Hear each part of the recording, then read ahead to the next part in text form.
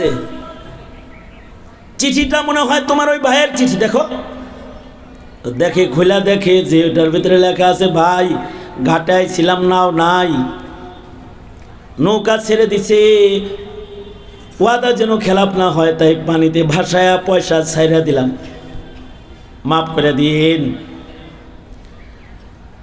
সত্য সত্যই আল্লাহ তাআলা দোয়ার বরকতে পানিরে হুকুম দিছে, যা আমার বান্দার দোয়া কইরা আমানত পৌঁছানোর জন্য দোয়া করছে, আই আমার বান্দার চাওয়া পূরণ করা আমি আল্লাহর পক্ষ থেকে ওয়াজিব হয়ে গেছে। যা পানি কাঠের খণ্ডকে ভাসায়া ওই পার লয়ে যা, ওই পার লয়ে গেছে, টাকা তো পেয়ে গেছে।